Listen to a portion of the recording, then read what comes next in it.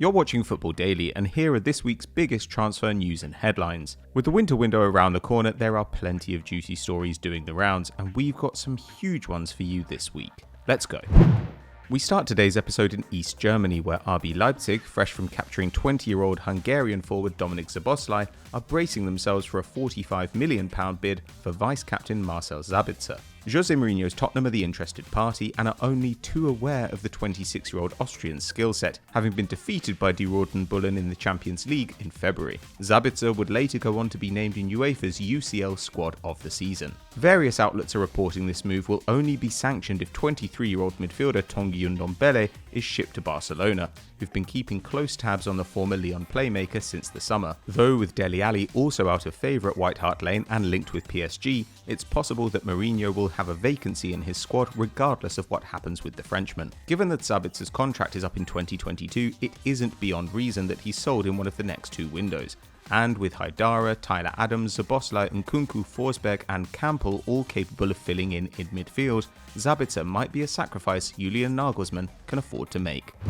Our title story this week is Arsenal yet again, and the Gunners' terrible season has gone from depressing to frightening. After a 1-1 draw with Southampton, which Mikel Arteta hoped would prove a turning point in his side's form, the team lost 2-1 away to Everton over the weekend, bringing them to 8 defeats in 14 Premier League games so far this campaign. To make matters worse, Thomas Partey is still recovering from a thigh complaint, and now Pierre-Emerick Aubameyang is sidelined with a calf injury. And while technical director Edu has talked up the possibility of signing a creative midfielder in January, Arteta may not make it that far. Though the club hierarchy are keen to give the Spaniard time to turn things around, the Mirror report that the dressing room has become dangerously divided, with some players like Hector Bellerin, Kieran Tierney and Bernd Leno publicly supporting Arteta, while those expected to leave the squad next summer, like Mesut Ozil, Sokratis and even David Luiz, are stirring up trouble behind closed doors, amid reservations about the coach's ability to pull the Gunners out of their current crisis. There is also discontent over Arteta's famous non-negotiables,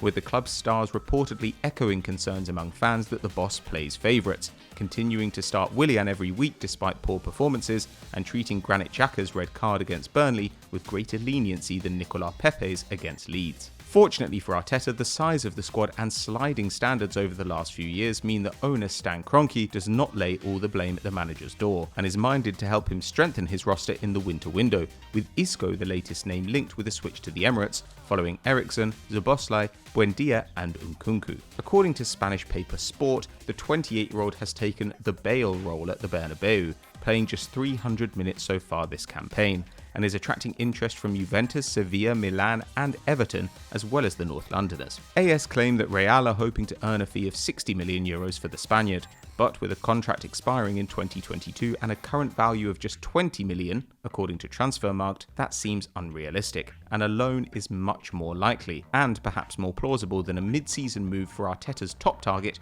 Houssem Aouar. With a relegation battle potentially on the cards, Arsenal will hope a new talisman can pull them out of their slump fast. Before we move on to our next story, a quick reminder that if you haven't subscribed to the channel, make sure you do so now, hit that notification bell and you'll never miss a video. With half the campaign soon gone, it's becoming clear which players are integral to their manager's plans and which are expendable, and Alexander Zinchenko is firmly in the latter category. The Ukrainian, who recently turned 24, has played just 12 league minutes so far this season, and while he's made 3 starts in the Champions League, he clearly ranks behind Mendy, Cancelo and Ake in Pep Guardiola's thinking. That could give an advantage to Wolves, whose use of wing-back seems well suited to getting the best out of Zinchenko's experience at left-back and education as an attacking midfielder. According to The Express, Nuno Espirito Santo almost closed a deal for the wide man 2 years ago, and could come back in for him in January. So far this season, Wolves have deployed both Marcel and Ryan Ait-Nouri in the left wing-back spot, but at 31, the Brazilian is better suited to a role in the back three, while at 19, Ait-Nouri needs time to learn his trade. Southampton, Leicester and West Ham are also said to be monitoring Zinchenko, but Wolves have so far shown the most interest. We'll see what happens when the window opens.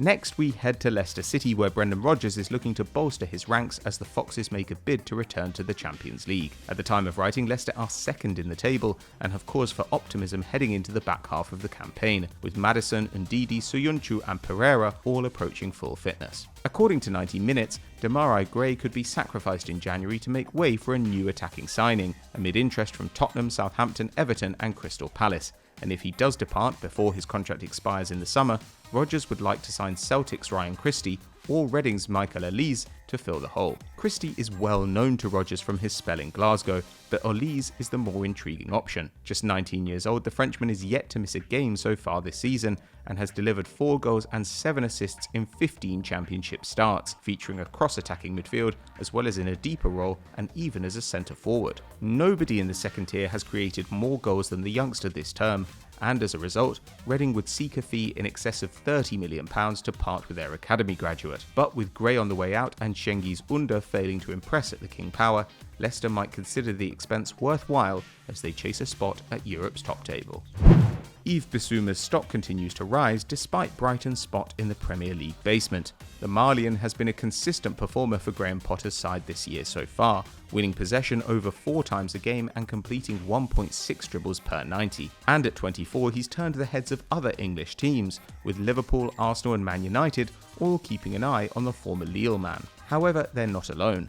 According to Real Madrid site Defensa Central, Bissouma has caught the eye of Zinedine Zidane, who is looking to strengthen his options in the middle of the park. And at an estimated 35 to 40 million euros would be an intelligent mid-range acquisition for Real ahead of a summer which may see them move for Mbappe. But what do you think? Is Bissouma good enough for Madrid or Liverpool, or should he stay at Brighton? Share your opinion in the comments. Much like their light blue rivals, Manchester United are expected to use the January window to do some spring cleaning, and Jesse Lingard could be the first player swept out of the door. We previously covered Real Sociedad's links to the 28-year-old Englishman, but the new frontrunners for his signature are Sheffield United, who are desperate to improve their attacking lineup as they try to fight their way off the foot of the table. The Manchester Evening News claims that Chris Wilder used the Blades' 3-2 loss to the Red Devils on the 17th of December to discuss a loan deal for the attacker with Ole Gunnar Solskjaer, and Man United would surely be eager to get rid of Lingard, who has not appeared in the Premier League since July, with his only game time in 2020-21 coming in the League Cup. That's not a great return on a player who earns $100k a week, and you can see why Wilder is looking under every rock for reinforcements. Sheffield United have taken just 2 points from a possible 42 so far this campaign and netted just 8 times in 14 matches, with summer signings Oliver Burke and Ryan Brewster still yet to get off the mark at Bramall Lane. In fact, David McGoldrick has scored or assisted 5 of the team's 8 goals, and across Europe's top 5 leagues, just 4 out of 98 sides take fewer shots per game than Wilder's team's 8.5. That makes a gamble absolutely vital, but covering all of Lingard's wages would be a pricey bet, at double the cost of the club's current top earner Phil Jagielka on 50 grand a week. Given that Lingard has produced just 1 goal and 1 assist in his last 34 top flight appearances, we're not sure this is going to make a difference in the battle against the drop.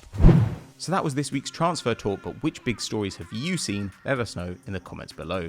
If you enjoyed this video, don't forget to drop us a like and subscribe to the channel, hit the bell to never miss a video, and hopefully we'll see you next time.